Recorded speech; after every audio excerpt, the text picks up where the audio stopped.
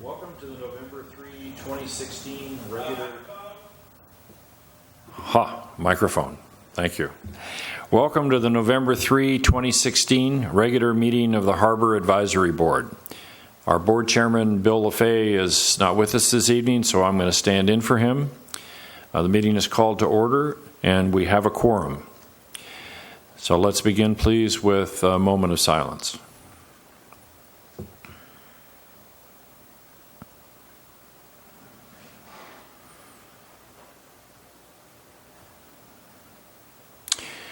And Lynn, would you lead us in the pledge, please?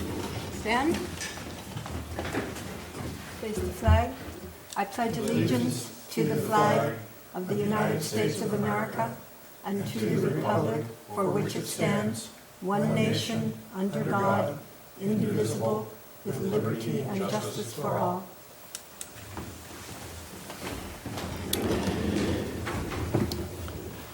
So our first item this evening are our advisory board announcements and presentations. Alan? None. Been working on the waterfront the last couple of weeks. We've been putting in pilings for several projects and keeping the bay maintained. That's about it. Yes, we'd like to point out the community Thanksgiving dinner that is served at the Morro Bay Community Center on November 24th. It is free for everyone and all are welcome. AGP, could you go to the screen just for a moment, please, and so folks can see that information?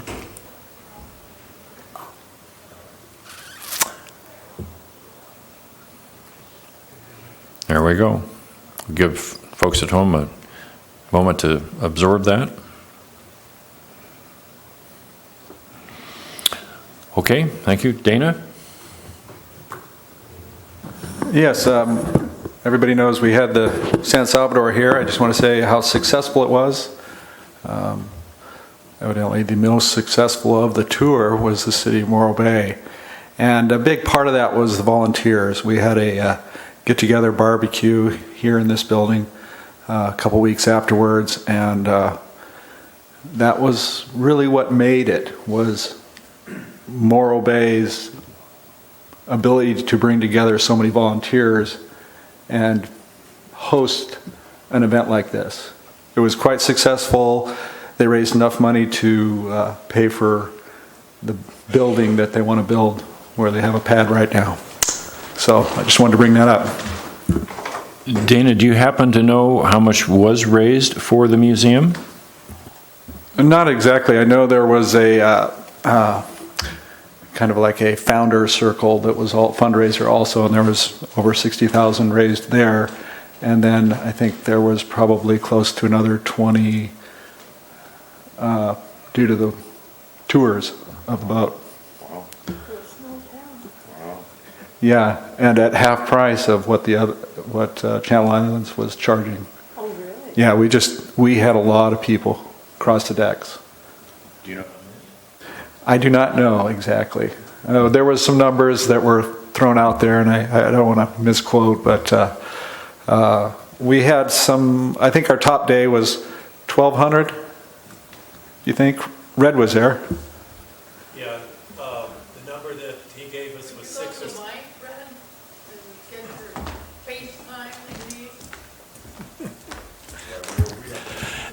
Robert Davis, Morro Bay citizen. The number that Larry gave us at the volunteer dinner was between 6,000 and 7,000 total visitors over the period. And as Dana says, the new building is fully funded. All we need is a permit and start building. So it's great. Good. Thank you. Anything else, Dana? That'll do it. Okay. My quick announcement is that the December Harbor Advisory Board meeting will be held on Thursday, December 8. The 1st of December is the first Thursday, but there's 5 Thursdays in the month. So we're going to go with the 8th. Okay, so the next agenda item is public comment for any item that is not on this evening's agenda. Is there any public comment?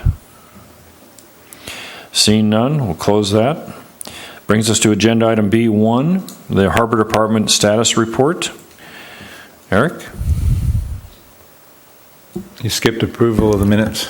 I did skip approval of the sections of minutes. minutes to approve. Well, you got an amateur up here, so what can I say? All right. So, but thank you. So we need a motion to approve, and there's two sets here. Are we doing two sets?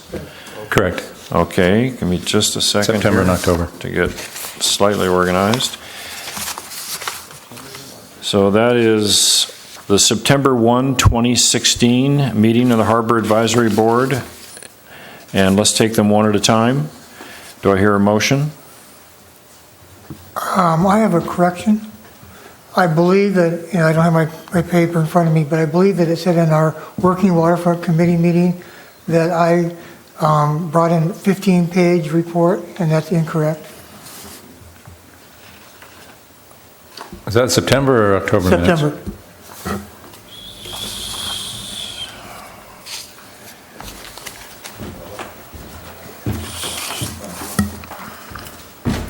Yeah, it is, under C5.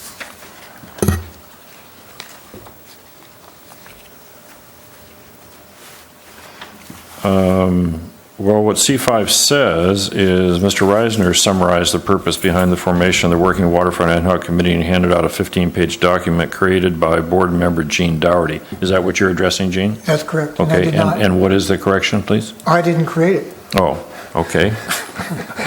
Well, I did. Yeah, I So- know you did. Okay, so duly noted, thank you. Any other corrections before I hear a motion to approve? Seeing none, is there a motion to approve the corrected minutes for September 1, 2016? I'll make that motion. With Ron submitting, correct? With Ron submitting the 15-page document. That's correct, that's a correction, yes, thank you. Is there a second? Second. Okay, all in favor? Aye. Opposed? Carries. Then we have the Harbor Advisory Board minutes from October 6th, 2016. Any corrections or additions? Seeing none, is there a motion to approve? I'll make that motion. I'll second. Dana? Okay, any discussion? Seeing as how that's the way it's supposed to work. Sorry, I forgot that last time. All in favor? Aye. Opposed? Carries.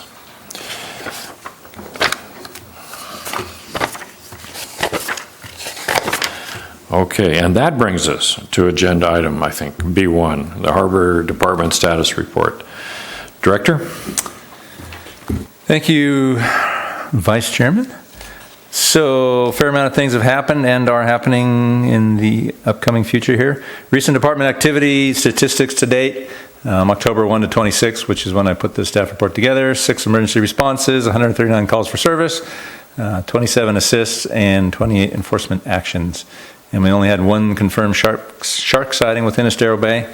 I think in previous months we probably were averaging 2 or 3, so hopefully, knock on wood, those fish are moving on to bluer pastures elsewhere to leave us alone for a while. Don't have to worry about them. I will add in, not in these statistics, but an emergency response statistic. We had, I think last weekend on Saturday or Sunday night, a fire department call, and we got called in as well, to an incipient, meaning beginning fire down at Harbor Hut Restaurant. It was down on the docks. A shore power cord for a boat had corrosion, and it had too small of an adapter, 30 amp service feeding a 15 amp cord, and it started on fire. Fortunately, about 15 or so citizens wandering around with their smartphones looking for Pokemon Go things found it as they were stumbling around on the docks looking for the Pokemon Go things, that whatever you find on Pokemon Go. And they found it and called 911, and fire department was able to get down there before it got any bigger. There was a fuel caddy right next to the shore power cord that had about 8 gallons of fuel in it that would have made quite an explosion. And other obvious wood things down on the dock. So just a reminder to anybody out there with shore power cords, even though you've got a manufactured cord, It may not be that old. You got to check the connections for corrosion. That's typically where it starts, is in between either a hot and neutral connection and sometimes the ground on the cord. If things aren't grounded properly on your boat and the ground is feeding power back, you get heat buildup, and then heat creates more corrosion, and more corrosion creates more heat, and then eventually you get a fire. We are intending to work with the fire department and come down and walk our entire waterfront, including all our facilities and all our leaseholders' facilities, and checking cord by cord. Because the South T Pier fire in the early 1990s was a shore power cord induced thing, and pretty much every fire we've had on our waterfront that started on boats or docks has been an electrical issue. So just a reminder, people, check your cords, especially with winter coming, and if you may have heaters or dryers on your boat, you've got to make sure you got good equipment and it's all rated, because most shore power feeds 30 amps, and if you start plugging in household stuff to that, that's only made to handle 15 or 20 amps. So just a warning. Lynn? So just the fact that it was a 30 amp outlet with a 50 amp cable plugged into it, probably with an adapter?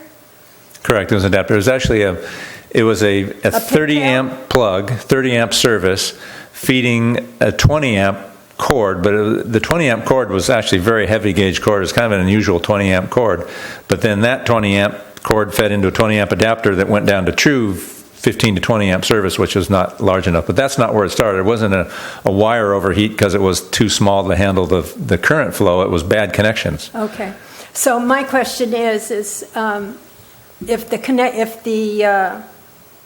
both the cord and the outlet are in really good shape, then plugging a 50 amp cord with an adapter into a 30 amp outlet would not necessarily be a problem or cause that kind of a problem? Less likely If you to can cause get a that kind 50 of amp problem? cord into 30 amp service, I don't think you do, because I Yes, think you 50 can. You amp can is get- four prongs on a 50 amp, 30 amp is 3. You can get a pigtail. Now, I'm sure you can modify anything, but And yeah, when many it's, boats that come through, Yeah. the larger boats that come through very often have only a 50 amp cord and they're on 50 amps, but they plug into our outlets, which are 30. 30 amp. That generally doesn't create a problem because you're going to a higher service capacity with the 50 amp cord. You can only feed 30 amps through it, but it can handle 50. That should be fine. It's the other way around that Okay. causes the problems. Thank you. More typically, we see 30 amp going to standard household 15 or 20 amp. But again, it's the corrosion in your fittings. If you start to, the typical, you look at your Marine Co. yellow plug, you look at all three of the connectors on the female side, and typically you'll start to see brown around the hole where things have gotten hot, and that's your indicator that cord's shot. Throw it out. It's not worth burning things down over. Okay, so that's my public testimony about fires. Snowy plover fencing came down September 27th by a crew from our lifeguards. Kyle Schaefer led a couple of our folks down, so with great help from State Parks, that all came down, and it will go back up in probably March sometime when the season starts again. October 5th, a 25-foot trophy powerboat back in the State Park Marina sunk. I never really heard what the cause was, but it was raised by a local company, towed the launch ramp, and removed by its owner. So it went away and caused a minimal amount of pollution. Fortunately, it was fairly well contained pretty quickly. In our office, as you know, Polly is retiring the end of December. We've done an internal recruitment off of other recruitments within the city. The city's hiring currently over the past 4 or 5 months and going into the next month or so, we're hiring out about 15 different personnel in our city. And instead of going out and doing a separate recruitment, for Polly's position, we've just piggybacked onto existing recruitments within the city and found a great candidate in Charlie Lowe from up at City Hall. If you've ever gone up and paid utility bills up there, Charlie's often up there. She's got a new, very adorable little baby boy that she often has up there. So Charlie will be starting sometime probably in early December. We'll have a little bit of overlap time with Polly so that they can cross-train, but it really depends on when finance can let her go, because now they have to backfill her position. So look for Charlie Lowe, come sometime in early December, and look for Polly and come say hi and bye to her sometime in December as well. October 18th and 19th, all city departments led primarily by police department, including the harbor department, participated in a homeless camp, abandoned property, and trash cleanup down in Morrow Creek. As you know, last year we went down into the creek, and there's awful lot of homeless camp and other abandoned property down in the creek from folks living and camping down there. We went in again on the 18th and 19th, pulled out 4 dumpsters worth of material, a lot of clothing, carpeting, boxes, sleeping bags, tents, shopping carts, you name it. Over 100 hypodermic needles came out, and a truckload, when I say a truckload of human waste, bucketed human waste came out of there. It was not pleasant. So police department's been very active in going in and enforcing no camping in there subsequent to that, to try and keep that from happening again. We did it last year, kind of in prep for El Nino, which was an El Nada, really. It didn't really happen, but this year it looks like maybe we'll get some real rain, so hopefully those folks stay out of there. October 22, we responded to a fall victim on the North Jetty. Been relatively quiet on the emergency response front otherwise, in terms of accidents and whatnot. She was okay. She was located by the Harbor Patrol, and then the fire department came in and took over care and transported her to the hospital. On the fishing front, no albacore really materialized in our area, as you know. Most of our commercial fishermen, I think probably all our commercial fishermen, Alan included, they went north albacore fishing or back. Dungeness crab season starts, I think it's right around the corner, 15th, is that correct, for Dungeness? I know sport starts November 1, I think commercial's a little bit after. So that season starts pretty soon, and hopefully we'll have a good season this year. No domoic acid issues that we had last year that, as you know, delayed the season well into the start of the new year. And recreational rockfish season shuts down at the end of December 31st, January 1st technically, and will likely be closed until March 31st. That's how the season was this year, but we don't have the regulations for next year. Recent council activity. On the October 11th, City Council approved amendment number 2, and I'll cover this a little bit in one of the staff items, but getting a little bit ahead of myself. Amendment number 2, the lease for lease site 8989W, which is otherwise known as the Boatyard, the site between Off the Hook and Otter Rock Cafe. That lease amendment was to take care of and partial consideration of some failure issues they were having with the seawall and repair costs that they were going to incur to go in and repair some failing seawall. And then they also approved a new lease for that lease site as well, when that new 40-year lease in consideration for all the repairs they're going to have to do, and that lease will become effective when the repairs are done, which is probably going to be probably 6 to 8 months of construction for a contractor to go in there and do that. Took about a year of negotiation to get through that. It was pretty sticky, a lot of issues at play, but hopefully that will all get resolved and that seawall will get properly repaired. It's got emergency repair on it now, and it's going to get completely redone.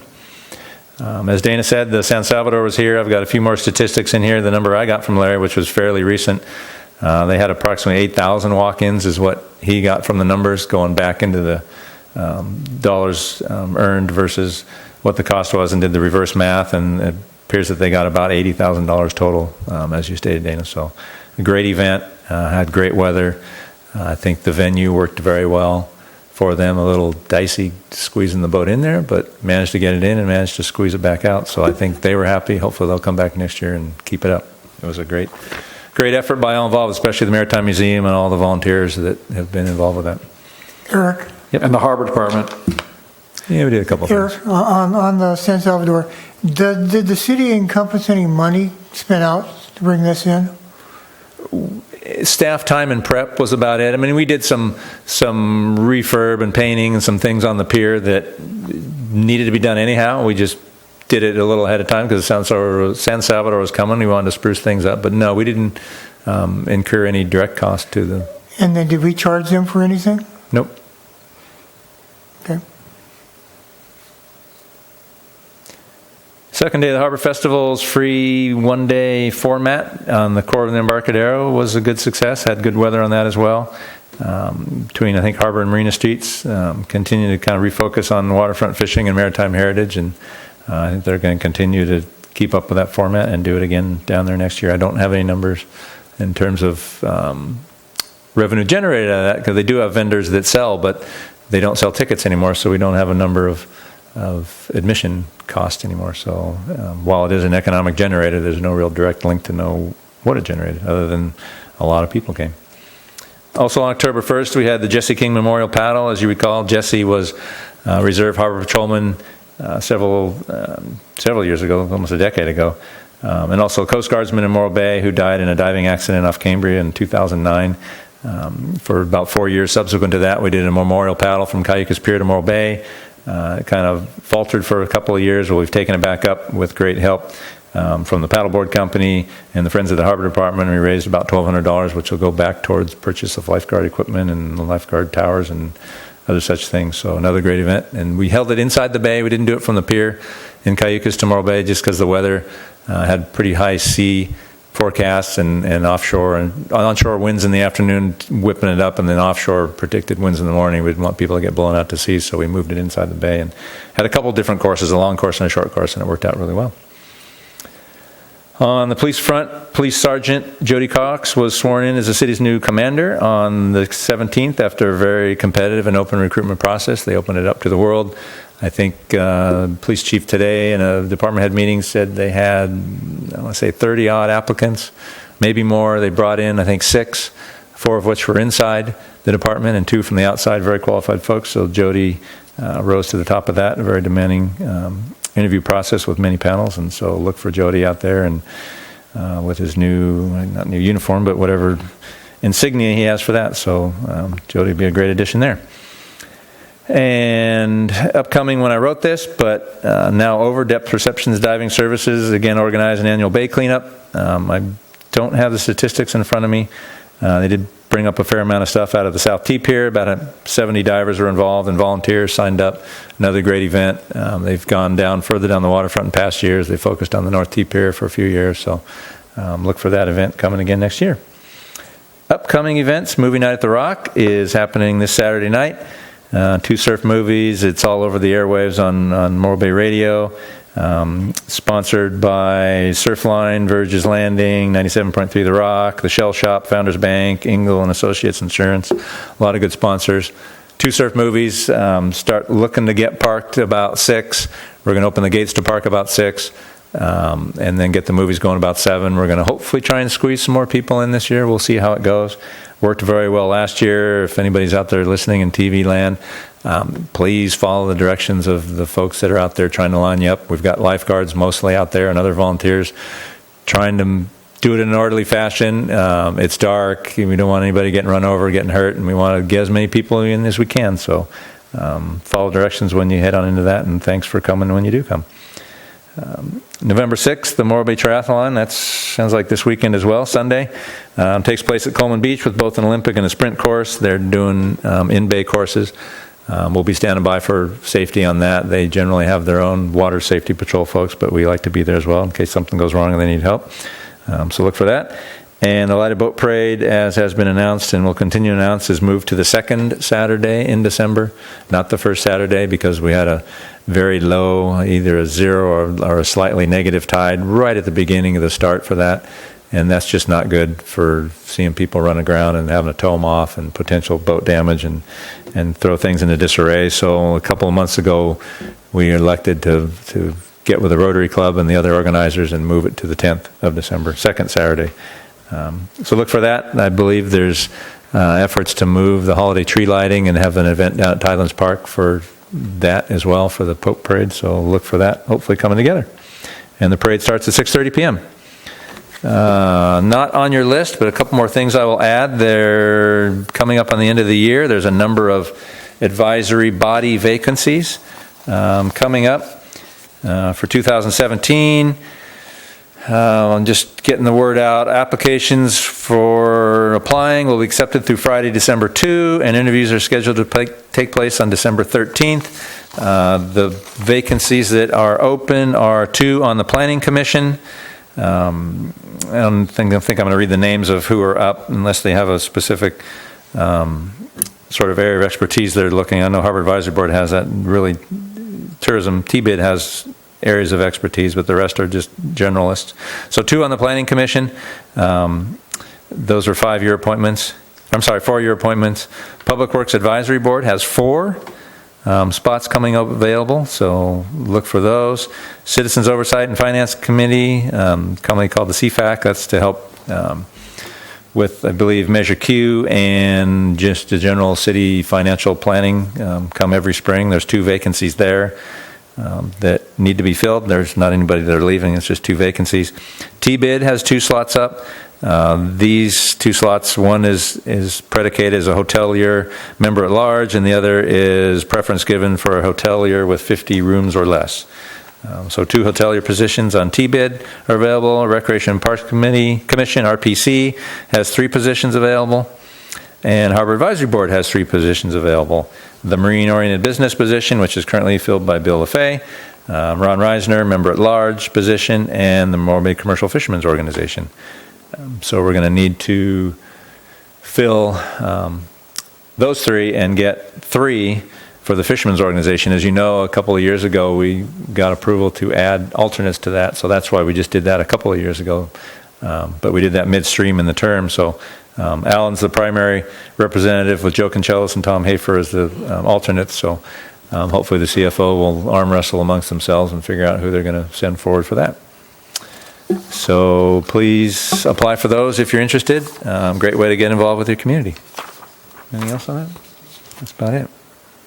Electrical cords, that was the other thing I wrote down. So surf night at the Rock, movie night. I think that's it. Any questions? Before we, thank you, Director. Is there any public comment relative to the staff report? Mr. Davis?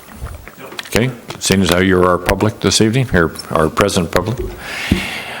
Seeing none, any questions or comments from the board? Alan? No? Okay, thank you. So that brings us to, actually I have a couple, now that I think about it. Charlie. I know Charlie. She's a fine young woman and would look forward to her joining the Harbor Department staff. That's a good thing. Eric, can you provide us with a brief status report on the Coast Guard building expansion and the associated possible improvement of the harbor office and the North T-Pier restroom? Coast Guard, as last reported, and last reported before that, and last reported before that, it's the same old story. We're waiting on them for a response to our last proposal. They have funding good through next, I believe, through next fiscal year 17, so 17-18, October fiscal year for the federal government. We had a proposal into them to charge a fair market rent for the combined Coast Guard Harbor Office building if they take over our spot, and that's what we're waiting on a response for. Once we get that, we'll take it back to the City Council for input, and if we get any progress and consideration or approval from the City Council, at that point we'll probably issue a consent of landowner of sorts and figure out the planning process for building a new building for us. And based on everything you know today, what's your best guess as to when we might hear from the Coast Guard?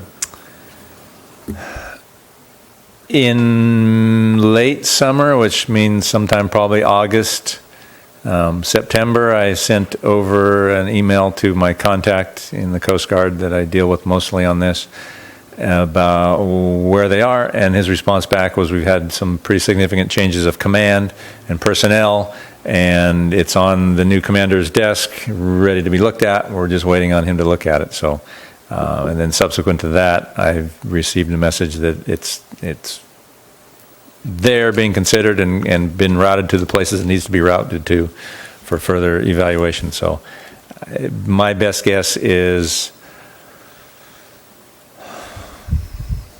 anytime now. Okay. All right, thanks. And this may be out of your wheelhouse, but since January 2015 to present, which is 23 months, the Harbor Advisory Board has had a participating City Council liaison for only 10 months.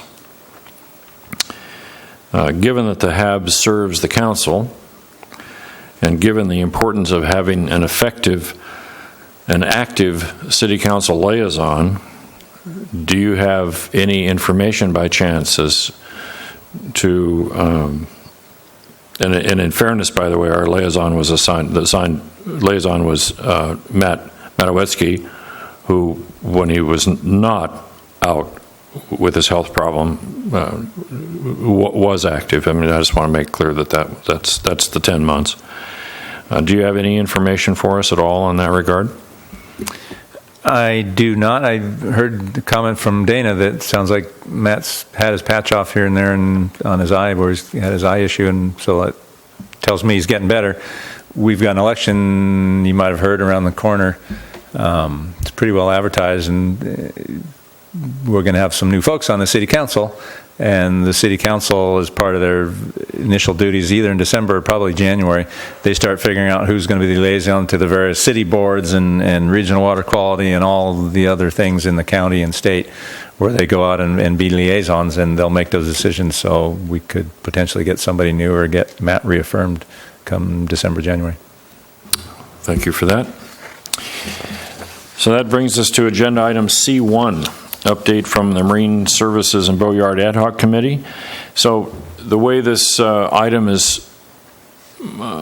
appears before us this evening, we're going to take it in two stages.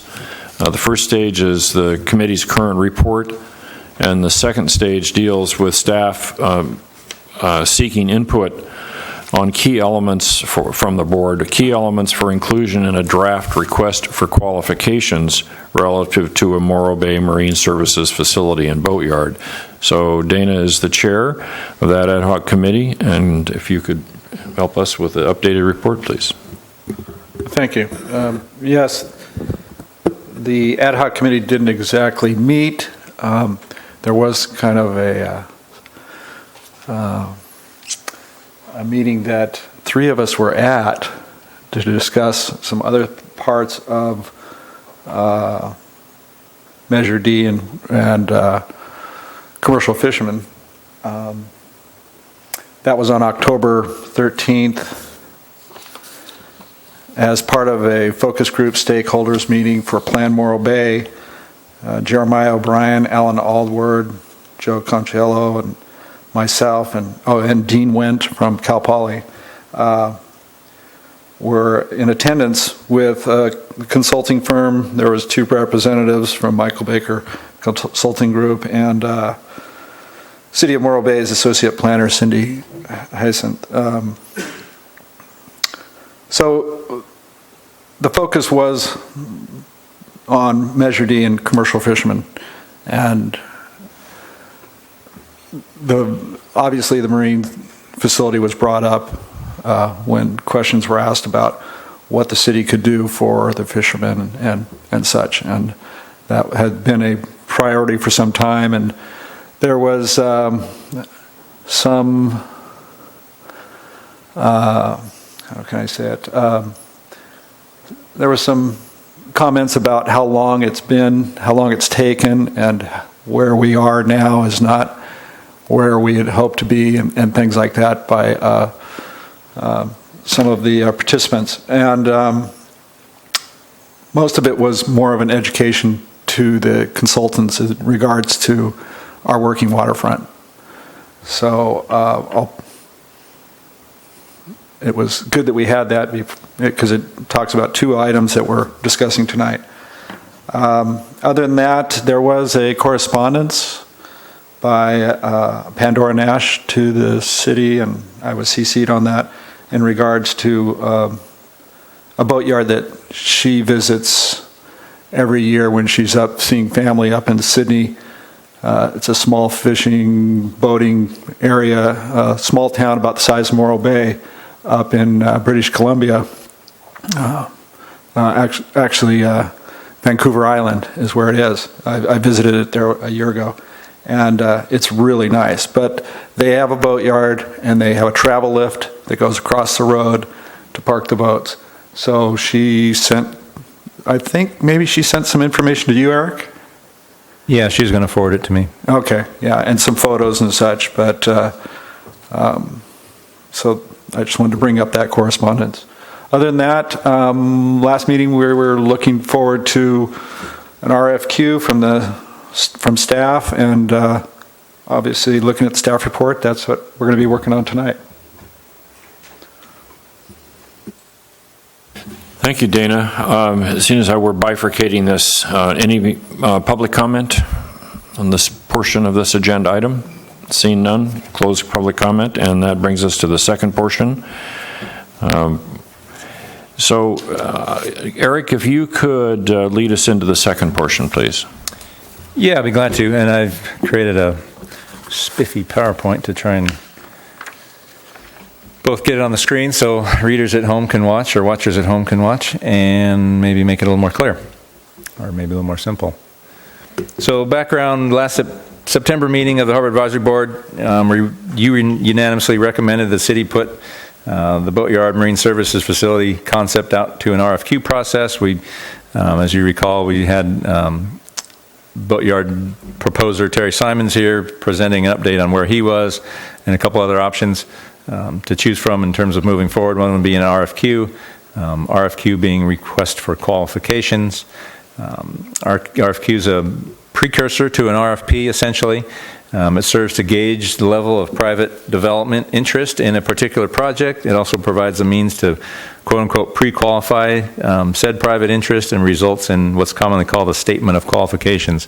So we put out an RFQ, and folks out there that are interested in potentially building this yard, we put the concept out to the public, and folks respond with basically their curricula vitae or resumes or whatnot with what they would propose to do and how they propose to do it.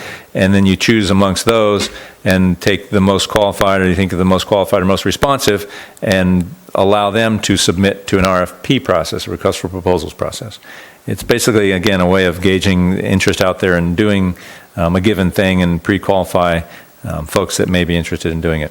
And HAB also recommended we initiate that, as Dana said, no later than October 1st, 2016, which is come and gone, and recommend if there's no response to the RFQ, then, or if there is positive response to the RFQ, then we initiate an RFP process no later than January 1, 2017. I did begin crafting and researching and figuring out how to put together an RFQ. It turned into something that appeared to me it was going to take a lot more than a month to put together and try and get out something meaningful and useful. And I didn't want to just put something out there to the public that wasn't going to be any good and have a false start at it. So in working up the agenda for this meeting, decided maybe the best way is to take some of the key elements that we're looking for in an RFQ and run things through the Harbor Advisory Board and get input, and then go from there. This is by no means an exhaustive list. It's not all inclusive. It's in the staff report. There's a lot of question marks. Do we include this? Do we include this? Do we include this? It's kind of just an open forum to give me some guidance in terms of some of the broad elements that we're looking for to get in the RFQ, and then once we get all these elements together, I'll work with Public Works and others to put together the document. Probably getting ahead of my staff report. Yep, but I'll just run ahead because it probably makes sense to run ahead. We'll work with the ad hoc committee with whatever input we get to create an RFQ document. We'll draft it up and bring it back to the HAB likely in January-ish for Harbor Advisory Board consideration and recommendation. And then whatever comes out of that, we'll bring a final document to City Council for their approval and authorization to issue sometime early part of the year. Then should responsive and responsible SOQs, statement of qualifications, be received, then we'll consider the follow-on steps of RFP issuance and how we go about doing that. And then if no responses are received, as you know, we've got currently have council authorization to put out for a financial feasibility study to gauge, start with our market demand analysis and feed that into feasibility study and see just if this thing is feasible. RFQ being a way to, in a sense, avoid doing a feasibility study, in the sense that if you've got folks that come forward and say, yeah, I'm interested in doing this, they're doing the financial feasibility, and by them coming forward pretty much tells you that it's potentially financially feasible. So those are the steps we're on. I'll back up, and so I'm looking for input on, I've got basically 3 key elements here, but again, this is not all exhaustive list. Just looking for general input on things. We'll just take them one at a time. So an RFQ, again, request for quotation, our qualifications. project overview and project objectives, description of the project, site criteria, I guess description of the project. Do we want to just use a general description of what we're looking for, or how much detail do we want to go into? What do we want? What do we need for a yard? Site criteria, do we want to just rely on the site criteria document that we developed a year and a half ago now, maybe?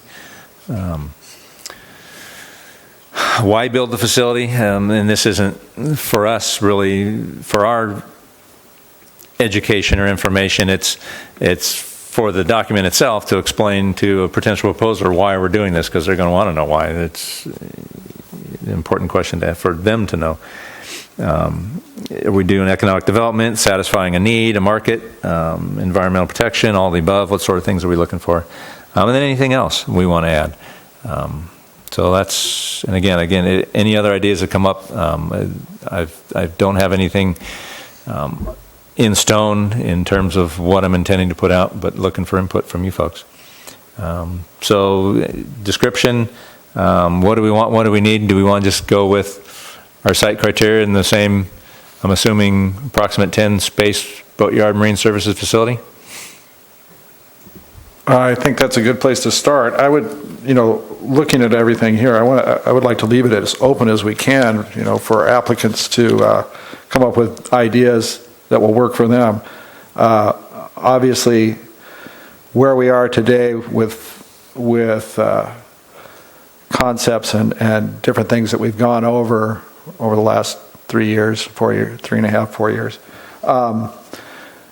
I think we've come up with a lot of different ideas on what might work advantageously when you start looking at the development concepts.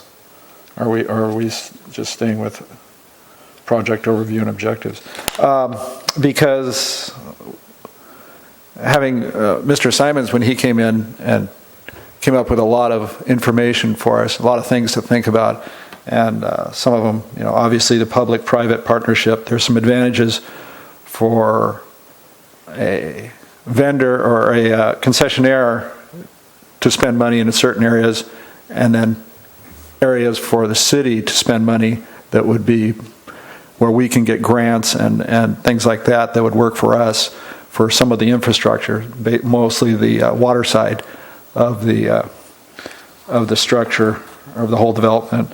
Also, using the nonprofit, the Maritime Museum, could be very advantageous. So I think those ideas should be highlighted in the RFQ so that people pick up on that, whoever's applying.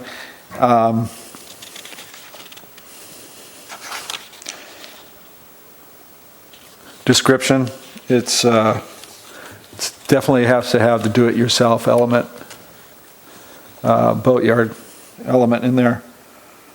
Site criteria, I think we have to nail down the site. The site's pretty much been hammered out over the last 3.5 years. I think all your suggestions for why build the facility are there. As far as the actual designs and specifications, there's certain things in the criteria that we would like to have. For sure, but again, I would like to see it somewhat open so that we can get as many applicants as possible. Evaluation team, ad hoc, the HAB, can always be public comment at meetings. I think the HAB is pretty representative of the working waterfront community.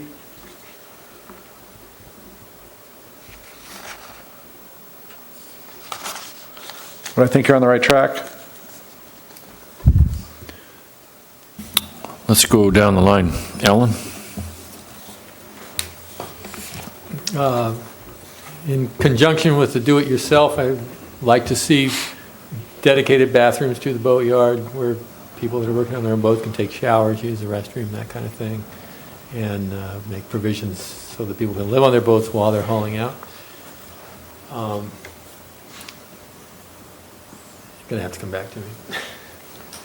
Okay, Gene? Maybe some kind of time frame that a consultant can come up with, 1 year, 2 years, just something we can rely on for as time as timing.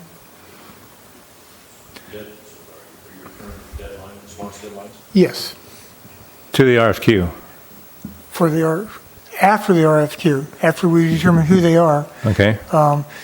then we need to more or less say, yeah, they're going to come back to us with a response within a year or something like that, some time restraints. You mean a proposal, Gene? Yes. Oh, okay, thanks.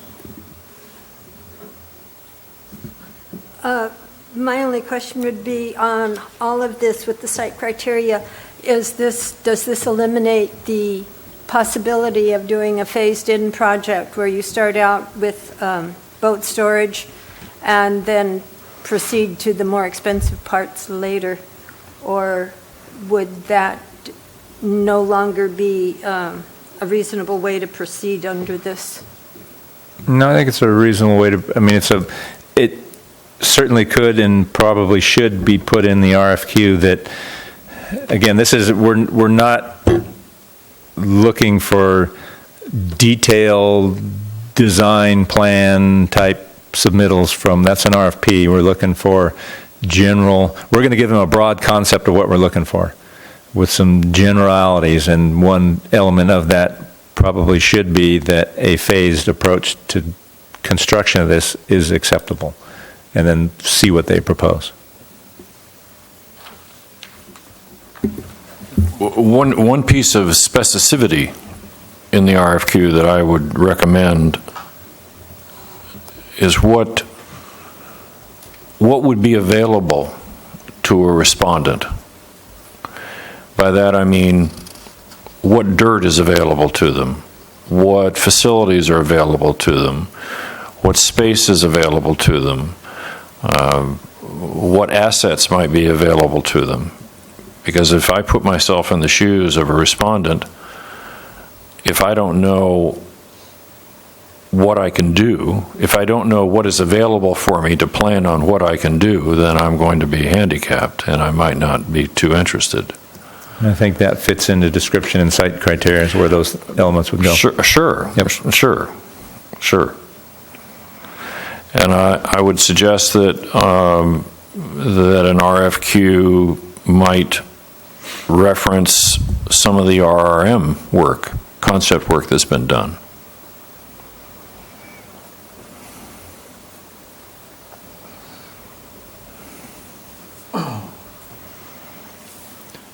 Dana? And actually, Mr. Simon's concepts are public documents also at this time. Am I correct? What he's submitted and presented are, yes. Yeah. So, I don't think he has a problem with people looking at that and going, oh, okay, this is a possibility here.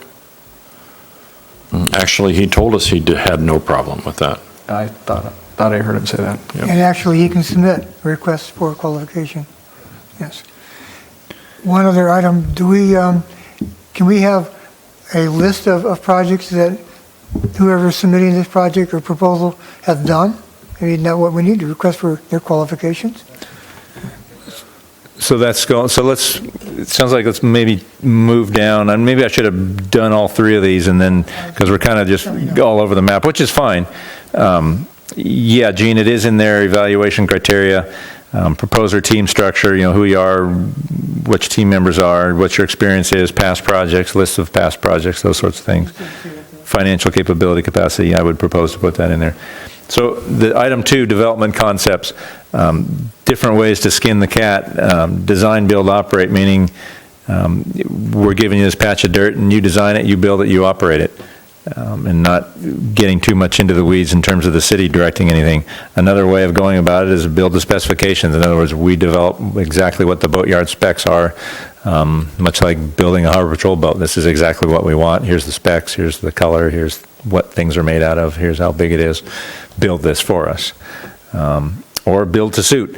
You often see signs on commercial property, will build to suit. That means the owner is willing to build an operator, a tenant, what they want to to be in their tenancy. So that's another concept of looking at it. And then we spoke a little bit about public-private partnerships, which can mix into all three of those, and then other necessary elements that come to mind in terms of development concepts, management concepts, operation concepts.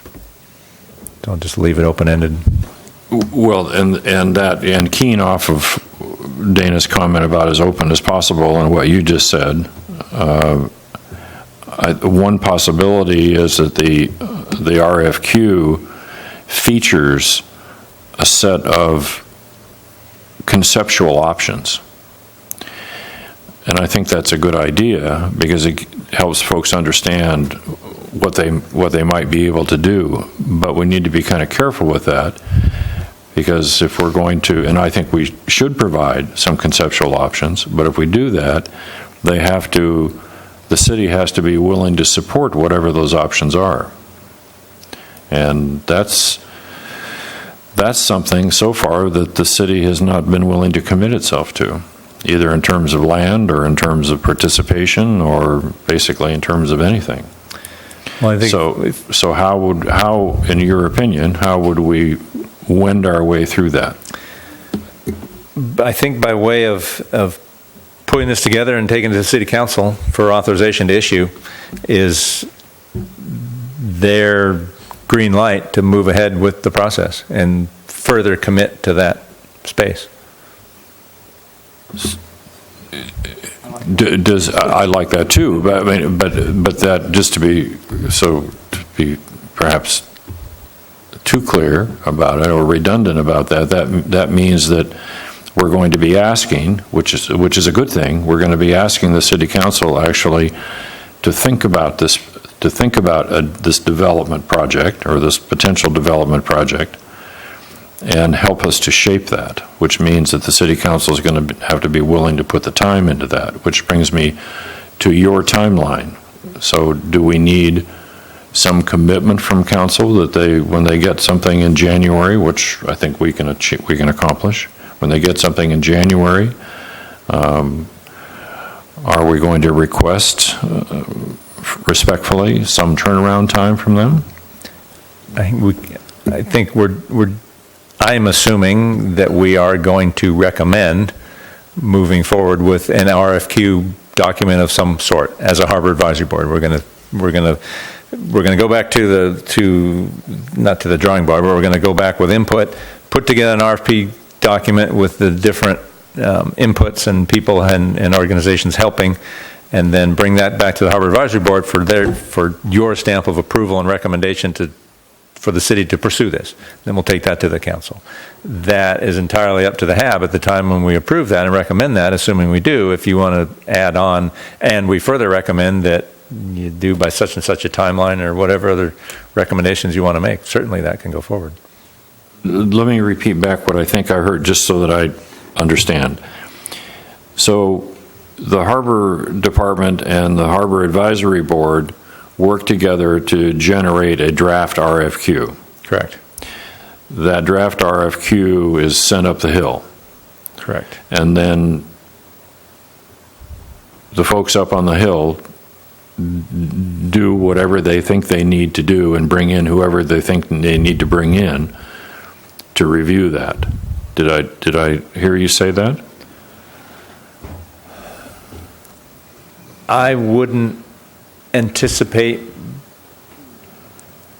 the city council has been looking, at least in terms of what we want to see, we be sort of being the collective we want to see in a boatyard. The city council has been relying on us to define what we want, what we believe needs to be built. Therefore, when we put together an RFQ, and I hate to use the word assume too much, I would purport that when we send a document back up the hill, that's our recommended picture of what we think this thing needs to look like or what it needs to be, and the council is going to take that as our recommendation. They may have a few tweaks here and there to timeline or process or whatnot, but I don't see them getting deeply, I wouldn't see the council getting deeply involved in trying to recraft an RFQ document. into something else. Okay, so step 2, then this is a question, not a statement. So step 2 is the council reviews what is recommended to them by the department and by the Harbor Advisory Board relative to an RFQ. And we collectively receive through you their feedback. What sort of response I think are we looking for? Okay, I see what you're asking now. Maybe I've been trying to answer the wrong question. I am confident and hopeful that we send up the hill a well-crafted RFQ, a good document that asks for a definitive thing and is a professionally put together document, and they are either going to thumbs up, issue it, or don't issue it. Yes or no?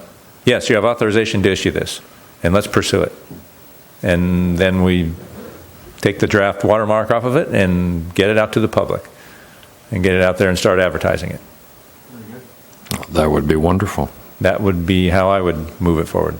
And councils, like I said, I don't see them getting deep into the weeds and trying to recraft the RFQ document. I'm thinking we are going to put together a good document to begin with and recommend approval of it.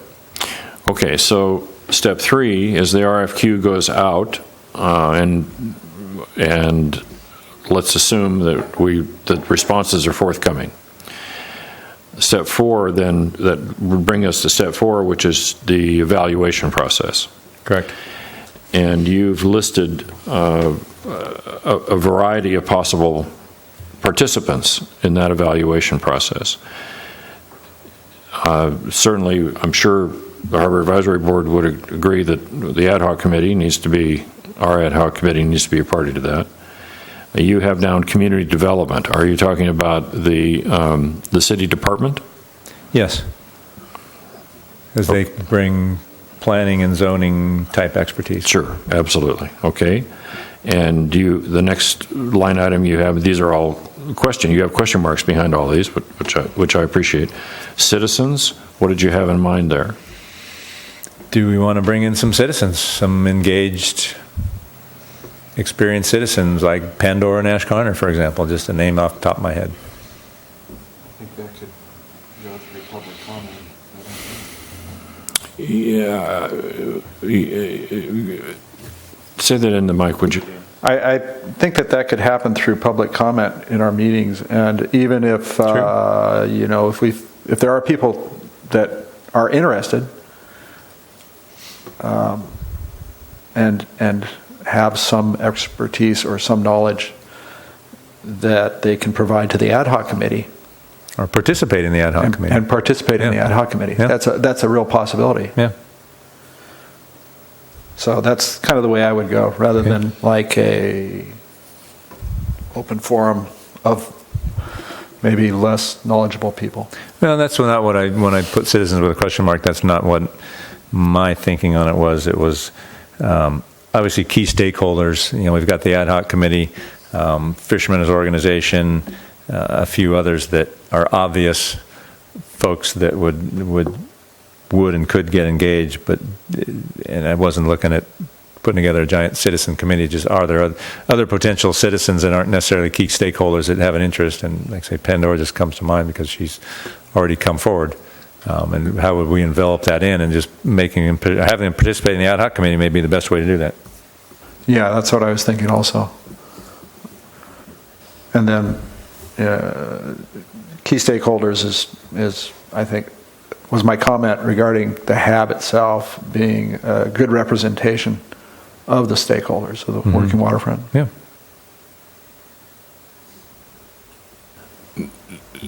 So is the board, Eric's looking for feedback, so there was the concept was just floated, and that is that insofar as an evaluation process of RFQs that were presented, is to incorporate into, for that particular purpose, to incorporate into the existing ad hoc committee individuals that either we identify as having useful input, or people who identify themselves as having useful input. Are we okay with that as a board? Because the committee serves the board. While I agree with you, Right. the committee serves the board, so. Yes. Yeah, and I don't see any need to bring it back to the Harbor Advisory Board for further review. We trust the ad hoc committee. Okay. So then, given all that, Eric, it sounds like it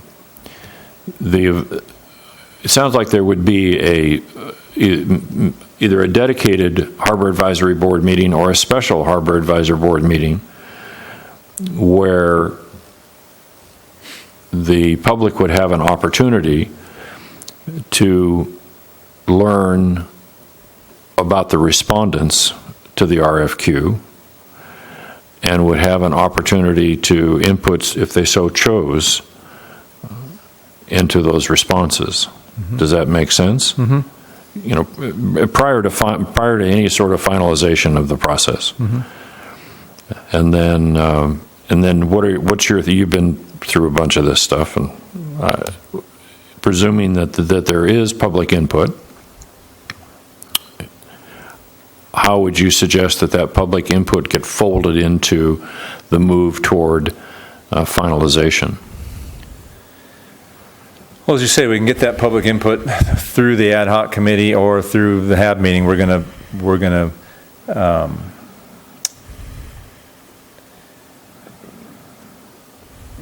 bring, in terms of, well, a draft document, you know, we're going to create the document, we're going to get stakeholder input.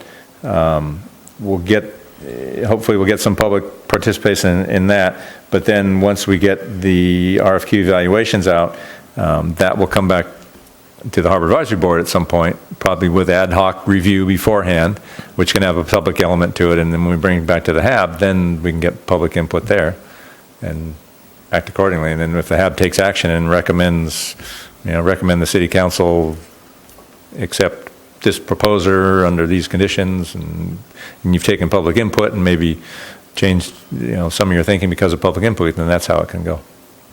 Okay, it makes sense to me. Dana? Is there any questions that you have for us? I mean, is there anything that we haven't answered, or do you need more information? No, like I said, mostly this was just to throw some key objectives out there, get your general input on it. Development concepts, it's probably premature in an RFQ to specify we want to do design build, we want to build the spec, build the suit. I guess my question on all of those would be, would it be your general opinion or your general recommendation that we leave all those options open in an RFQ? Or do we want to drill down on any one particular one? Stated and open. Okay. Dana? I agree. Ellen? Yeah, I have a question. Sure. Are we anticipating having some kind of a working meeting between the harbor master and harbor director and the ad hoc committee to work on some of these criteria? Yes. Yeah. Okay. I'm going to start putting together a draft document, and then I'll get you guys and start getting your input and look at everything we've done here tonight and start putting together a document. Gene? So we come up with a finalized RFQ. And so that's what we want to put out, to ask for requests for proposals for RFP. You mean the RFQ would be used to identify parties for an RFP? So suppose we have 10 different applicants we all feel are qualified. So then who makes the decision on who picks what design firm? No, that's the award authority. That's Okay, item. well, Well, that's kind of the final. You put out the RFQ. You get. Again, it'd be great if we got 10 respondents. That would be pretty ideal if you had that much interest in it. Typically, maybe we will. I'll think positive. Maybe we'll get 10. I suspect we'll get 2 to 3 potentially, maybe 4. There might be something that comes out of the woodwork, who knows. Ideally, you have enough respondents to where you can kind of cherry pick the best top. I mean, that's the idea of it, is you look ahead of time and figure out, because we don't know how many we're going to get, but you can choose the best 2 or 3 out of that to put them into a competitive process. If we get 10. Having had quite a bit of experience with this sort of thing in the past, one way to approach it is internally you develop your assessment and evaluation criteria, and then you do a scoring. You generate a scoring matrix, Right. and then the RFQs are reviewed in terms of the scoring matrix, and you make it as objective as possible through the scoring process.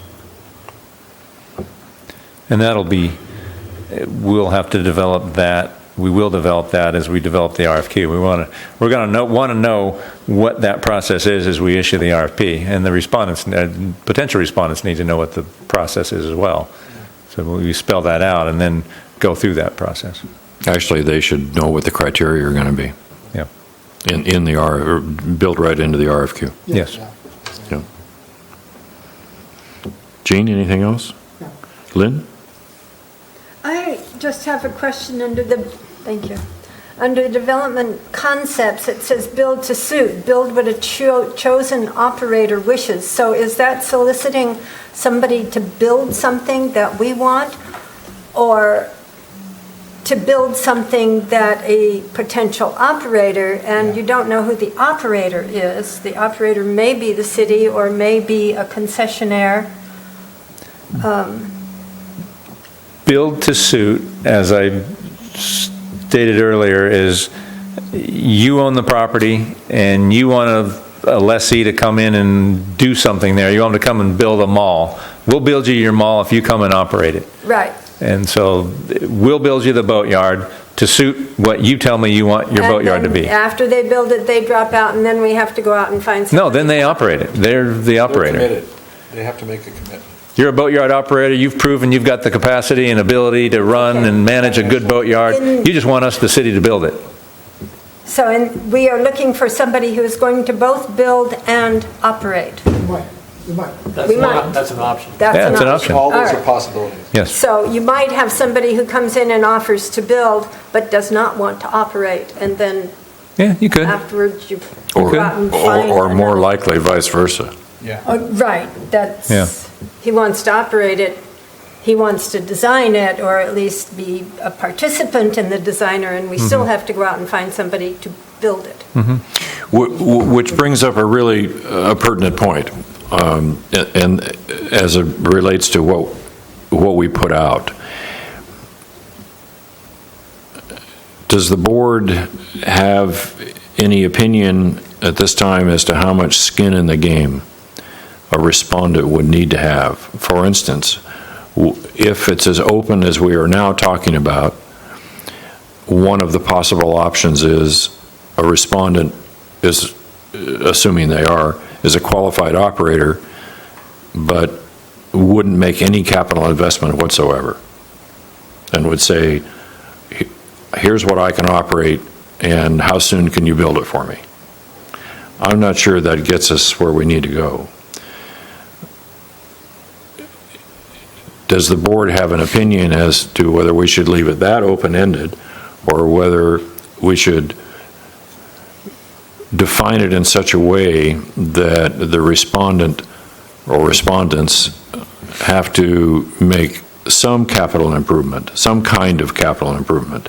They put up the building, they buy a travel, I don't care what it is right now, but that they participate in the capital improvement of the concept.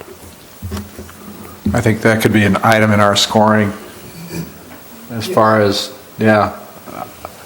how committed you look on paper here, or, in reality.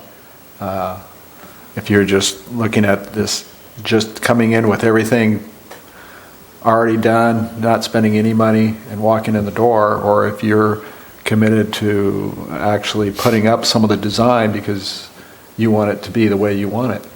And also in the build concept as far as financially.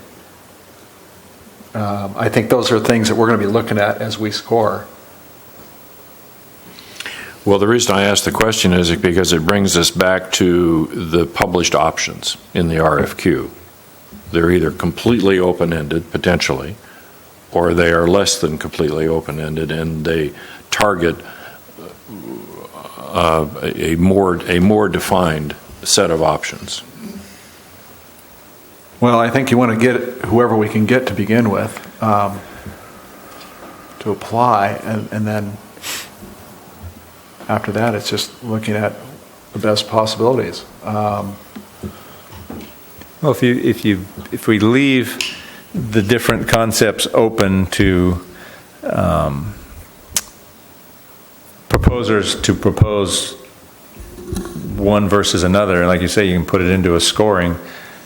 Obviously, if everybody comes in and says, "Hey, yeah, you build it, we'll operate it, and maybe we'll buy the travel lift," versus somebody that comes in and says, "Yeah, as Terry proposed, hey, city, you build the ways and the pathway to it, and I'll build the rest, and anything in between." And obviously the person that comes in that wants to do the most, and maybe on the back end it becomes a lease, because he can do that from a lease structure the way he sees it on the other end, versus somebody that comes in and says, "You build it, city, and I'll operate it." Well, that's going to be a pretty heavy rent that we're going to charge you, because we're going to have all the skin in the game, and we can evaluate it in those terms. And I thank you for that. And that option, so that option would put the onus upon the drafters of the RFQ to make very clear what the city wants ultimately, what the services are,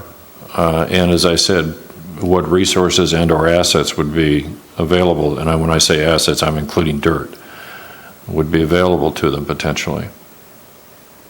So what we just did is further defined what we need to put out in an RFQ. And Gene? Gene? That scoring opportunity, I think it should be called out in request for qualification, but really it should be in the request for proposals.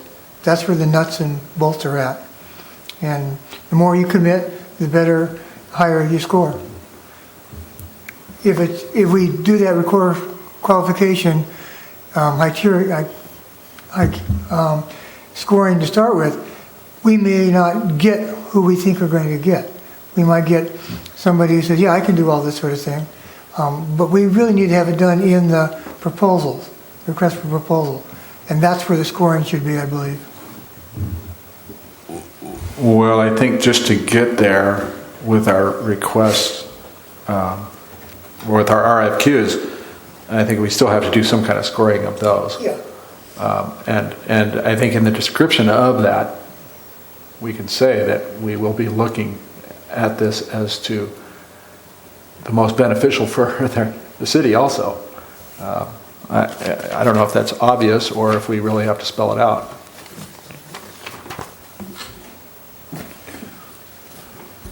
So I look forward to your participation. Yeah.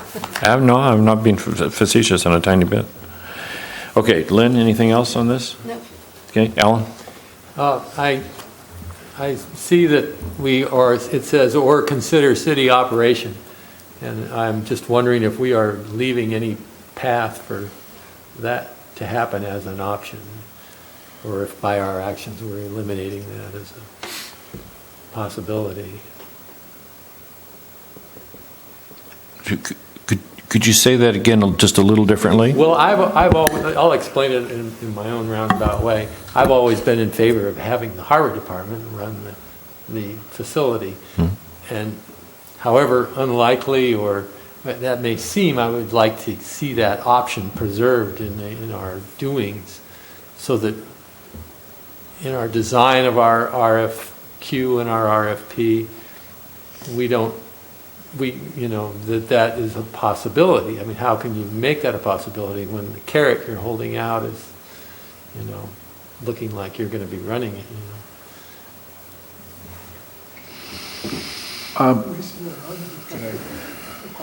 Dana? In regards to that, I think as we look at this, depending on who replies to our RFQ and the concepts that they come up with, that could always be something that we kind of go, hey, we could do this. Or maybe if we do it in this form, the city might be interested in operating. I mean, that's something that we could, throughout the process, all of a sudden we can kind of go, you know what, I think we could do this. Here's a plan, and this might work towards that. I don't think that should ever be not an option, whether it's in the RFQ or not. I mean, obviously, I don't think we need to. I don't know that would apply to the RFQ. I just city wanted to make operation. sure that it wasn't eliminated, because I don't really understand this process that well. Sure you do. Okay, anything else on this agenda item? Okay, Eric, anything else on this item? Don't think so. You provided enough good general input. Like I say, we'll work on this over the next couple of months, November into December, and likely get something back to the HAB in January and off to the council. So, no, I think I got everything I need. Thank you. Okay, all right, good, thank you. So moving along, it brings us to agenda item C2, update from the Finance and Budget Ad Hoc Committee. Neil Maloney is the chair. He's not present. Bill LaFay is a member of that committee, and he's not present. I'm a member of that committee, and I'm unaware of any current activity. Any questions, comments, words of wisdom? Boom. Moving along, agenda item C3, update from the Eelgrass Ad Hoc Committee. Lynn, as the chair of that committee, can you provide us with a current report, please? We have not had any meetings since the last one on October 6th, so I have nothing to report. Okay. That brings us to agenda item C4, update from the Marine Sanctuary Ad Hoc Committee. I'm the chair of that committee, and there's been no current activity on that committee, which then brings us to agenda item C5, update from the Working Waterfront Ad Hoc Committee. Gene, as chair of that committee, can you provide us with a report, please? Yes, the Working Waterfront Committee was able to have a meeting this week, including myself, Ron, and Staff Eric, to discuss the scope and direction of this committee. We were informed that the Planning Department, in conjunction with Michael Baker's international firm in developing the revised general plan and LCP, were unaware that the Harbor Advisory Board were performing the tasks assigned to us by the City Council in defining and designating the working waterfront. Staff Eric and Planning Director agree that it would be productive to join forces in this process. Our next step would be to arrange a meeting with Michael Baker's contact person involved with this section of the updates and assist them in enhancing, assist them.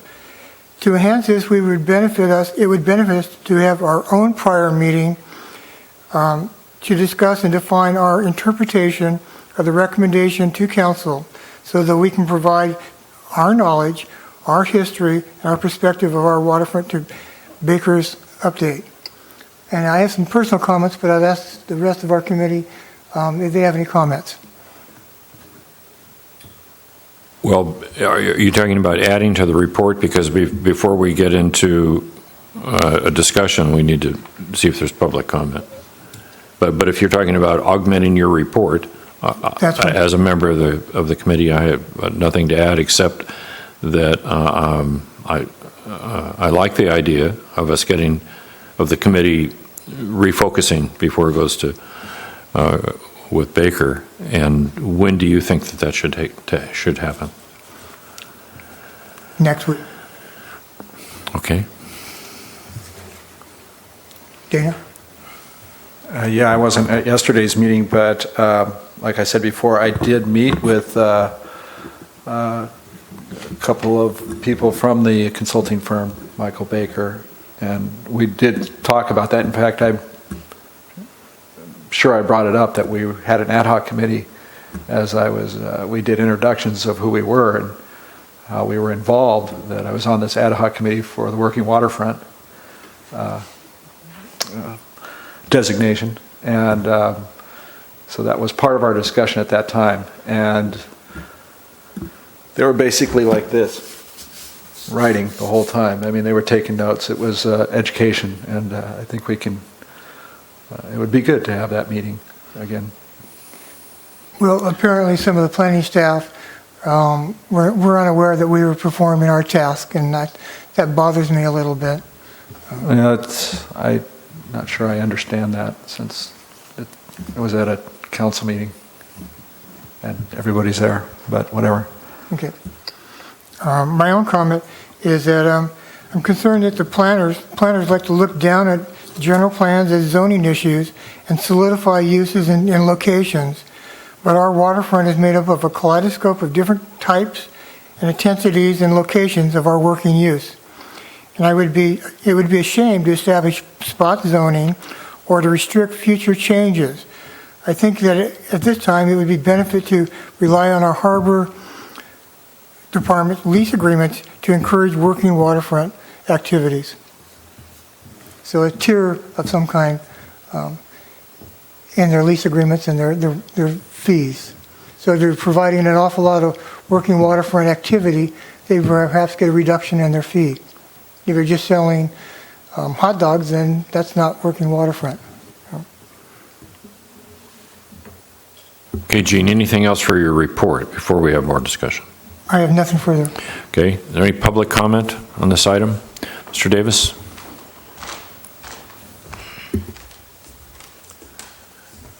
Robert Davis, Morro Bay citizen, and a member of the General Plan Advisory Committee.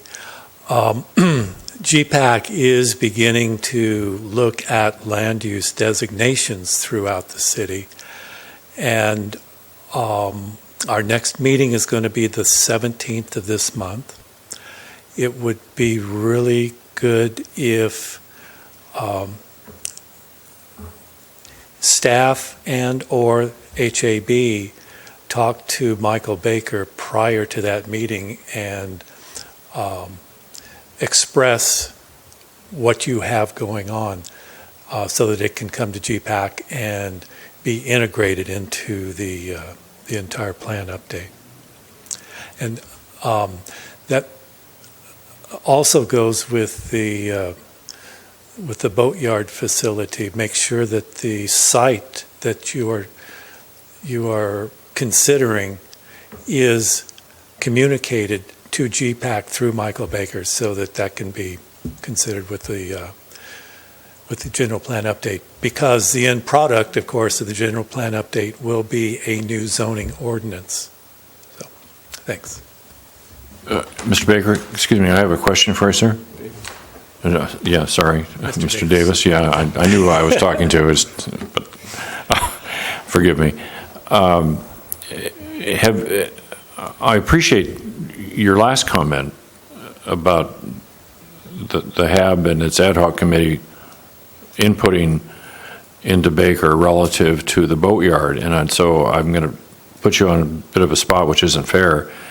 In your participation on GPAC, have you not heard from city about the boatyard concept in any particulars? That's correct. But Thank you.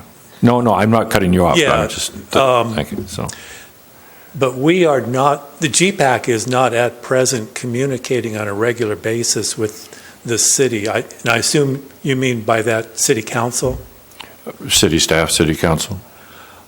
Yes, all right. Yeah, we are communicating with Scott, Community Development. He's a member of staff who guides GPAC and coordinates with Michael Baker. But we have not as yet discussed anything on the waterfront. How long has GPAC been working, Mr. Davis? Perhaps 8 months. But but the process has been that we have begun with an assessment of resources, an assessment of risks, And we are just now moving into the land use portion. So it is not as if we have overlooked or ignored anything regarding the waterfront. It is simply that we have not entered into that process yet. To be clear, I was not faulting GPAC in any way, shape, or form. Yeah. When you say resources, can you help us understand what you meant by that, please? The infrastructure that we have, the working assets of the city, all of the things that the city owns and operates, and then the risks are primarily flood, tsunami, mudslides, and sea rise. Sea rise is a very important aspect of what Coastal Commission is requiring in our general plan update. Mm-hmm. Okay, thank you very much. I Sure. appreciate that. Thank you. Sure.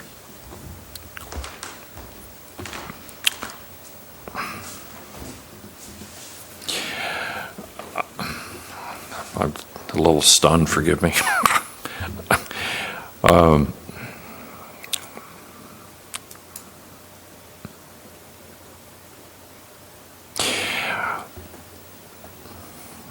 Okay, well, any comments or questions from the board? That was public comment, so, Gene? One more comment. I was at a planning commission meeting the other night, and the term working waterfront came up several times. So I think that's an important term that we need to handle and get a handle of. It's a buzzword at this time, and we need to address it and define it. I would agree. This is our opportunity, and who better to do that? Gene, did you get the impression that the Planning Commission had some notion of its own about what working waterfront is as it relates to Morro Bay? No, this had dealt with South Bay Wild, and obviously it's a working waterfront activity, but in general terms, they would just use working waterfront as a buzzword, and I think that that's good, because we want to enhance that working waterfront name. Yeah, and I think a lot of that's coming out of just the whole waterfront master plan and the different ideas that are coming up, and then it's kind of coming back. Somebody brings that up, says, this is a working waterfront or whatever. I do want to bring up something earlier when I was talking about this meeting that I was at. There was Associate Planner Cindy Hyacinth, and she was very receptive of what we were talking about. And I think she was a key between the fisherman and myself and the consultant. I think she did a good job of kind of bridging that the information that we were feeding. So I just wanted to put that in. That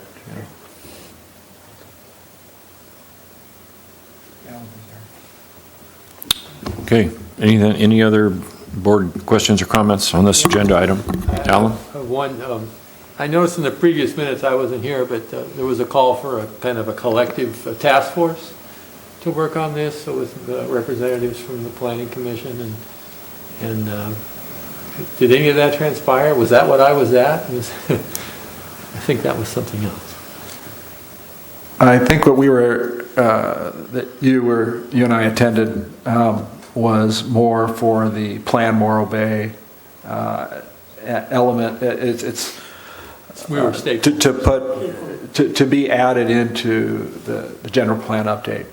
It was information that there's a consultant that's being hired, and this is their way of getting information. And so they're grabbing different people from different the stakeholders from different elements and or areas of Morro Bay and getting that information. Alan, that initiative that you quite correctly referred to, that HAB initiative that you referred to, has been advanced now to to direct input into the general plan consultant. Our direct input into the general plan consultant. So there isn't going to be a task force with meetings? I don't think so. Commission? Well, it's my understanding from the harbor director that the consultant is working with the other relevant city departments. So that's some of the folks that would have been involved in that. Yeah. Thanks to Eric, he identified this, and I think he's quite right. It makes perfect sense to me that this was the most expeditious pathway for us to provide our input. Anything else? We just need to schedule a meeting. Well, we can do that. The chair will take care of that. I'm confident. Okay, so that brings us to agenda item C6, review of harbor leases. That's a presentation from the harbor director. Thank you. And it looks like it's magically appeared up there. So this is a future agenda item declared a while ago. This time around, last year we did this, and it was, I think we looked at every lease site and just went over the general uses there, what was existing, didn't really go over proposed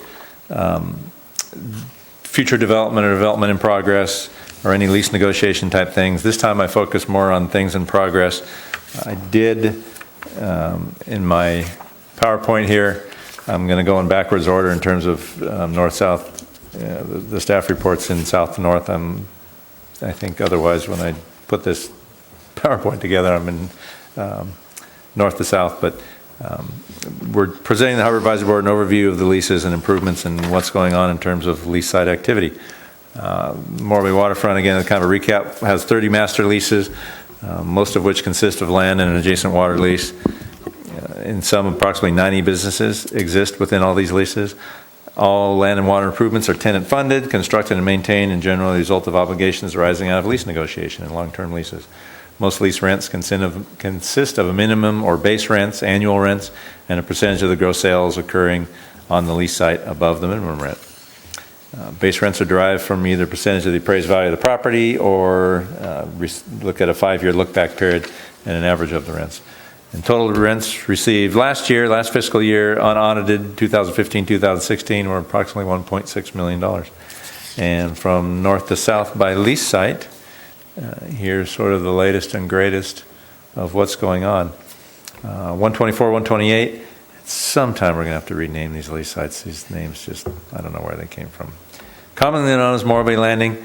Recently had the phase 2, I think B. There's been a lot of iteration of all the water activity on this lease site with the 3 leases that are involved in the permit, GAFCO, Harbor Hut, and Morro Bay Landing. I think phase 2B is correct, Gene?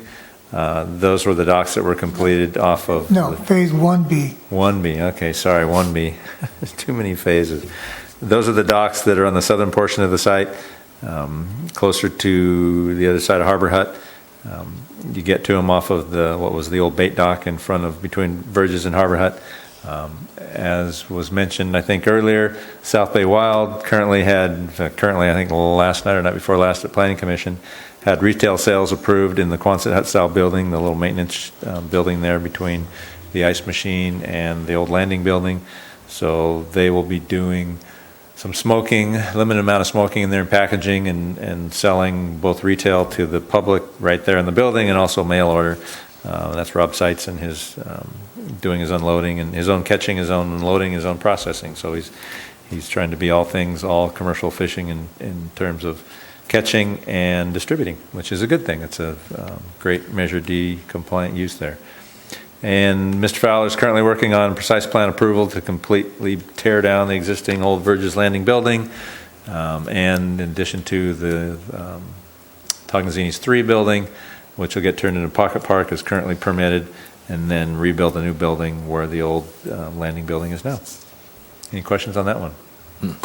Yes, Or comments? the precise plan approval has already been approved. We're now working on the building permit plan. Well, there you go. There you go. Even better yet. Okay, next, 122, 123, Harbor Hut. Working on so this, as I stated a minute ago, this lease site is in a 3-part permit with the Coastal Commission in the city. I'll get to GAFCO here in a second. We just finished with Morro Bay Landing on the other side. In the middle is Harbor Hut. Their main participation in this is going to be a dock connecting, basically the head float connecting from the Morro Bay Landing site on the north all the way through to the Morro Bay Landing site on the south. In between with where you see the powerboat and the half of a catamaran there, they'll have a new dock through there. They're having to move it because of some eelgrass, or trying to move it because of some eelgrass that was in there. It was originally permitted further out into the water, kind of out in the middle. And then there's a phase 1, maybe 1C on the slips there that'll create some more fingers opposite where the latest fingers were built on the southern end of Mr. Fowler's side over there. And he also, part of an earlier City and Coastal Commission approval that was challenged by a legal suit that got defeated, at least by the Coastal Commission. Coastal Commission had permitted an upstairs office and storage building at the Harbor Hut. It was challenged on Measure D in terms of Measure D not allowing any increased non-compliant use. The city and both the city and the Coastal Commission ruled that the Measure D, the non-commercial and recreational fishing element was not being expanded, i.e. the primary use of that being a restaurant. The restaurant was not being expanded for restaurant use. In other words, it wasn't adding more seating or cooking or any other capacity. It was just adding an office to make the site more efficient and to be able to add a break room down below. So that process went forward. The building permits are issued, and I believe they started groundbreaking on that, and hopefully we'll see that come through this winter. Questions on that one? Okay, 9395 Harbor Center. This is where the Hofbrau currently is, and Poppy's out front. Work's underway right now for addition of some frontage and some interior improvements, and additional retail unit on the water side, and then a change to the harbor walk on the water side. The dock project is to come at a later time. They've got a proposal and permits to complete docks in front of the Harbor Center, and also move to the north in front of the House of Juju restaurant on the lease site next door. They are running into a fair amount of eelgrass in there, which may change the character of this, but that's yet to be seen. But that project comes later down the line. Any questions on that one? How long, if you know, how long has that patch of eelgrass been there?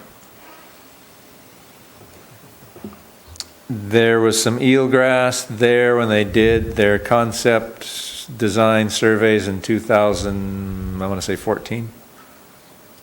And is it larger or smaller, essentially the same? I think it's Size? larger. It's much larger now, Much larger. Oh. but the original approval plans was based on a smaller amount. So we're going to determine what we're going to do at this point. Right. When we Thank get you. to it at Rose's Landing, it's the same issue down there. So Thanks. back So to this the- is just, so this is consistent, and I'm sorry, this is a segue. This is consistent with what the Eelgrass Committee reported to us, that there's more eelgrass occurring along the revetment, if you will, than out in the bay. Is that what we're experiencing? Yeah. Thank you. 89W, the boatyard. As I spoke previously in the status report, there was a lease amendment just approved a couple council meetings ago for consideration of settlement of seawall and revetment issues that arose about 18 months ago when the seawall tried to fall down. Never a good thing. And a new 40-year lease take effect upon completion of the seawall and revetment repairs. Those are currently plans and repairs being submitted to the city, and hopefully we'll see that coming along fairly soon as well before the wall falls down. Knock on wood. Any questions on that one? Okay, 8788 Off the Hook restaurant. So RFPs, requests for proposals, were submitted earlier this year and considered by the City Council on September 13th of this year. council direction. We received three proposals, two that were concerning just the off-the-hook lease site itself, and a third proposal that took the off-the-hook lease site and the Libertine Pub lease site next door, where that owner got together with a developer and proposed an overall redevelopment of both sites. Council direction was to go back and work with all three proposers to revise their proposals, to work out some of the inconsistencies that all three proposals had with the waterfront master plan and general plan, and then also take a pause until the city gets further along with the Centennial Parkway concept plan development, which is underway with RRM. And in the meeting I had, department head meeting today, I think Scott Graham said that that plan is due back from RRM, the final. We had some input with the Harbor Advisory Board joint meeting a bit ago. The final on that is due, I believe, tomorrow, I think is what he said. So we'll be getting that to the city council probably after the new council is seated at the beginning of the year. And then once that gets adopted by the city council, then we will concurrently, probably in December, January, work with the three proposers, mostly community development, for them to work out their inconsistencies or address their inconsistencies, and also how those three proposers would address adopting elements or taking on elements of the Centennial Parkway plan into their redevelopment proposal. And then we'll bring that to council sometime in the spring. Questions on that? Nope. Okay, 86W. There's a number missing here. 86W. Libertine Pub. So again, they proposed, along with another developer, taking over Off the Hook and the Libertine Pub, and as part of that proposal. But the Libertine Pub owner still has a consent to landowner approval for an existing redevelopment proposal for just that site. So that will be his fallback, I suppose, if the bigger project doesn't go forward. And that's for it's not a complete tear down. I forget, that building there that's still got the fishbowl sign, interestingly, out front. The Libertine Pub, I think it's the Oceanside building was, the Oceanside, there's two parts to that building. The Oceanside part of it was originally an old cannery or fish processor of some sort. And then the land side was parts scabbed on from old World War II, leftover stuff from the war, to create a bigger building. That part's in worse shape than the front part, so they're salvaging the best of what's left, and then keeping the bones of it, and then rebuilding a brew pub on the bottom floor and hotel rooms on the upper floor if they move forward with that process. Any questions on that one? Do you know the expiration date of that existing permit? They don't have permits yet. They've got a consent of landowner approval from the city council to submit all their plans. That's, actually, I misspoke, thank you. Is there an expiration date on that? There is, I believe. I don't know what it is off the top of my head. Anything else? 82 to 85, Rose's Landing. Owner has submitted for conversion of some of the upstairs space to hotel use there. And that's going through community development right now. And as I spoke earlier about the Harbor Center, the dock development plans there have some substantial eelgrass growth issues there. They submitted their original plans according to the original eelgrass study they did, and then process took a couple of years to wind its way through Coastal Commission, and by the time they got to developing further permits, the eelgrass had grown, and they had to change the design of the docks, and they did, and then potentially looked like it was going to get approved, and then more time went on, and now the eelgrass has grown even more, and so it's gotten to the point where it's just not probably feasible, so we're going to have to go back and readdress that. Any questions? Nope. 6970 Morro Bay Aquarium. I don't need to go back on all the history of where we're at on that. Central Coast Aquarium proposal is on track for getting a $20 million USDA loan to rebuild not just the aquarium site, but to move over into a portion of the street end there as well, where there's currently parking. They're looking good for that. They are still on track for submitting full plans to start the permitting process early next year, and likely construction starting in 2018, 2019. That site has consent to landowner from the city council, and I believe we're supposed to bring something back, or they're supposed to have some progress by the end of the year. So the grant or the loan funding from USDA is really going to be their green light to move forward, and it's looking like they're pretty darn close to on track for that. Any questions? Do you happen to recall what the term is on, and I'm going to misstate what this is, the permit that goes with that site to pump raw water? We looked into that back when we were still working with the Tylers, and best we could tell, there is no regional water board permit on that site. Is that right? Yes. Yeah, there was no, we thought, because that was an issue early on, like, don't let that permit go, you'll never get it back. And we started looking, and we couldn't find it. There was ever any permit. What's that? The aquarium predates the permitting process for the water. Potentially, or it's at such a level that permitting is not required. It's such a low level of discharge that permitting is not required. The Central Coast Aquarium folks have not expressed any undue concern about getting permits for what they are proposing to do so far, so don't know that permitting is an issue.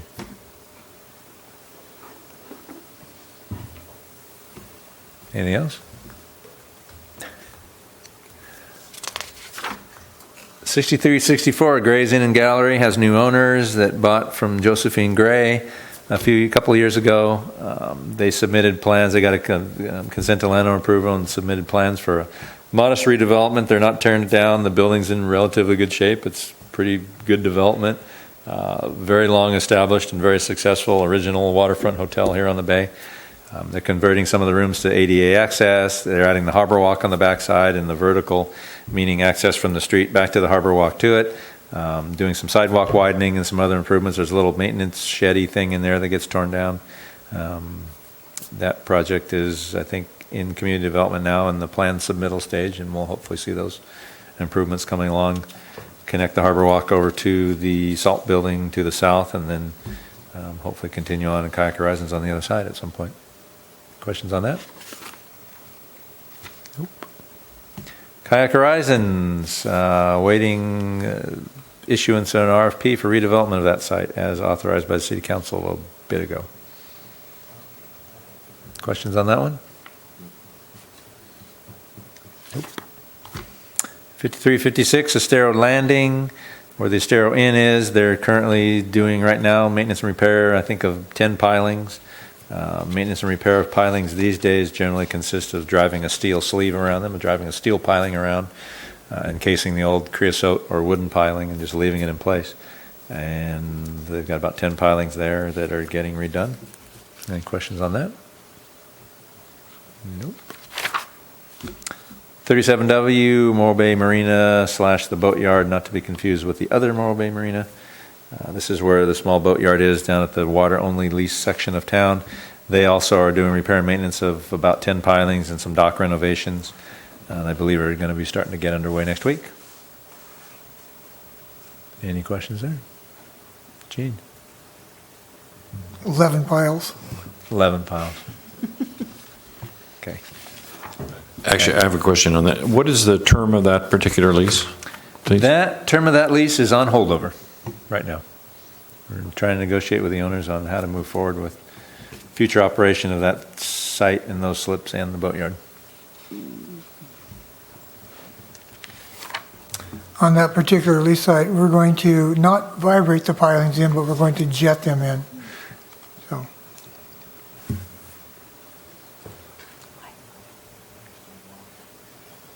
Out of concerns for an adjacent landowner. Okay, working our way down to the end. 33W Bayfront Marina, and Gene will probably have a better update than I on this again.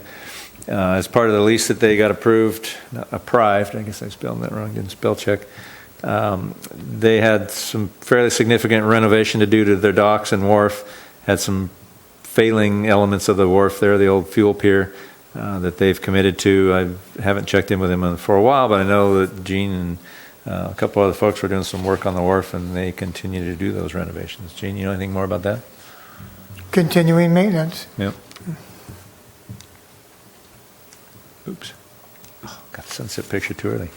And then lease site-wise, most of our leases have a requirement that the lessee maintain their seawalls, revetments, and obviously the other water improvements like the docks, but the seawalls and revetments, and that they submit a maintenance and repair survey at periodic intervals. Well, best as we can tell, we've never required a leaseholder to go do a periodic maintenance survey of their seawalls and revetments. And out of the failure of the seawall at the boatyard, we had pause for concern that maybe it's time to go ask everybody to start looking for those. So we've asked them to all do that. We put that out in earlier this summer and gave everybody 90 days. We've received about 1/5 of the lessees have reported back. Some of them had fairly recent major projects that evaluated those seawalls essentially and revetments as part of their projects. So they were a little bit ahead of the curve there, but others are going to have to go out and hire qualified folks and to get those done. And the reports were due October 20th. Like I said, I got about 1/5 of them in, and I'm starting to make phone calls and follow up and find out where everybody is. I know there's a couple entities doing this, and they're a little bit backlogged on the work because there's a lot of people doing it, but we'll be looking for those. And then whatever recommendations come out, then the leaseholders have to figure out what they're going to do to repair whatever it is they need to repair. Any questions on that? Could you define qualified entities, quote unquote, please? The leases didn't specify it. They just said maintenance and repair surveys. We put it out as a architect or engineer qualified in the marine environment. Or qualified in marine construction, I should say, not marine environment, marine construction.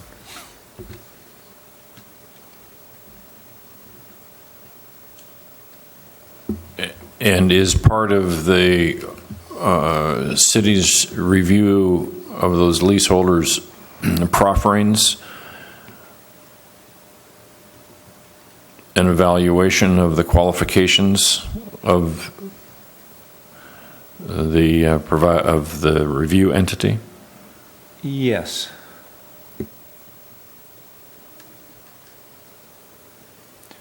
And the final item, as you know, waterfront restrooms have been a bit of an issue the last couple of years. Many of our leases now have a public restroom requirement in their leases, and the offering of those public restrooms to the public has been less than ideal in some cases. So we met with a good number of our leaseholders on September 14th that had that requirement in their lease, including a few that didn't have it, to just do a general roundtable and go over the issues and express again what the city's expectations were. Had some general agreements coming out of that meeting. Signage was one of the major issues that everybody had, because some people have great signage, some people don't have signage, and we pretty much agreed that we're going to go with a consistent type and style of signage. Every lease site will have the same type of signage displayed in generally the same manner, so that when you go by the salt building, you'll see a particular sign. You'll go by the boatyard, you'll see the same sign. You go by the public restroom, by the chessboard, you'll see the same sign. Maybe slightly larger or slightly smaller, but the same sign will be there, and it'll say public restroom, so that it's consistently up and down the waterfront. Hopefully we don't have to go rattle doors to make sure restrooms are open, but signage, I think, is the beginning stage to make sure that everybody's displaying and doing what they should be doing. Any question on that? And sailing off into the sunset. That conclude your report? That concludes my report. Thank you for all of that. And that brings us to public comment on this agenda item. Is there any public comment on this agenda item? Seeing none, closing public comment, and that brings us back to the board. Questions, comments from the board on this agenda item? Alan? No. Jean? No. Lynn? No. Dana? I would just like to say thank you for doing that. Every time you do that, it helps us grasp all the things that are going on. I mean, there's a few times where it's like, I didn't know that was happening, previously. And so it's good to know. Thank you. Yeah, big time. I'd like to see it happen twice a year, but I realize how much work that is. I just got the stink eye from the harbor director. Understandably. Okay. So that's the last agenda item, declared agenda item. So that brings us to declaration of future agenda items. And we already have a number of them. They're in the previous minutes that we approved. And so I'm going to poll the board, see if anybody would like to declare an additional future agenda item. Dana? No. Lynn? No. Jean? No. Alan? No. Okay. I do have one comment on future agenda items, and that is concerning the previously declared future agenda item, which we're carrying relative to Measure D. I would encourage the board to place a review of Measure D on the December meeting agenda. Specifically, I would encourage the board to address the seeming ambiguity of the words, quote, clearly incidental thereto, end quote. That's language in the sentence that established the Measure D area primarily for the purposes of serving or facilitating licensed commercial fishing activities and non-commercial recreational fishing activities. There's been some confusion, is the kindest way I think I can put it, about what might clearly incidental thereto include. The HAB has had a review of Measure D in its work plan since February of 2008. And given that the city is currently engaged in an update of the general plan and the local coastal plan, now would seem to be a great time for the HAB to complete its review. So I will, for one, will be lobbying the chair to put it on the agenda for December. Jean? Can we have a city attorney present for this meeting to legally define what he thinks Measure D states? Well, that's a great idea. Well, he attends every other meeting, so why not?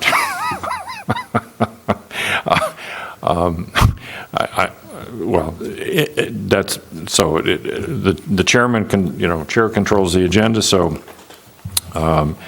does anybody object to requesting that the chair put that item on December meeting agenda?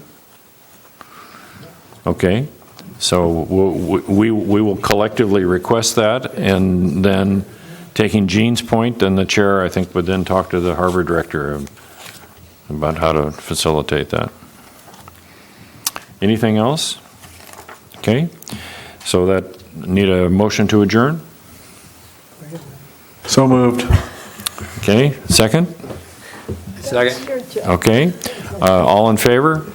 Aye. All opposed? None. Carries. Thank you.